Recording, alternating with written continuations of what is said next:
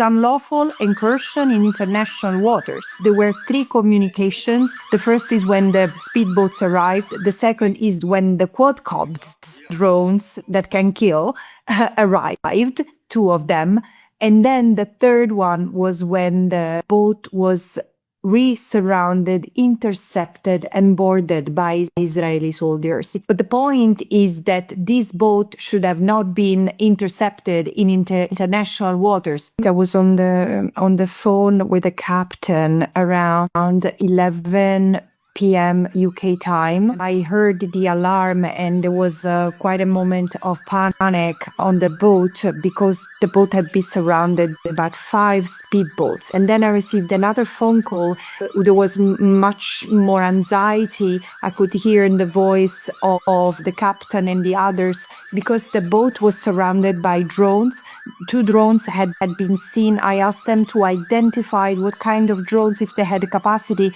And in a few minutes, they told me they had seen quadcopters, drones that can shoot. So they took cover, and the boat was meanwhile being sprayed with a white substance. This was the end of the second phone call, and around 12:30 a.m. UK time, I received another phone call that they had been intercepted. So the soldiers were coming in, and I could hear the voice of the soldiers on the boat that the captain was still speaking, saying, until we were boarded and no one was wounded.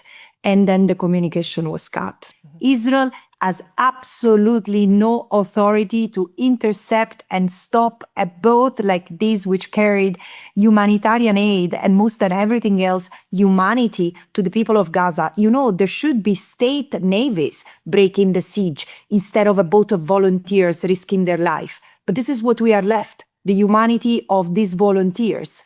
And now, because the boat has a UK flag, it's absolutely urgent that the UK intervenes for the release of the boat and the crew so they can continue their sailing to Gaza unfettered. With Israel, you never know how it can end and how it can play out. Probably what it will be done was to take the boat to Ashdod and say, yes, we will deliver the aid, and probably it will even come. But again, the important thing is that from an international law point of view, Israel has absolutely no authority to stop the flotilla. So it must let it go. It cannot withhold it. What really matters is that these people reach Gaza because we need to break the siege.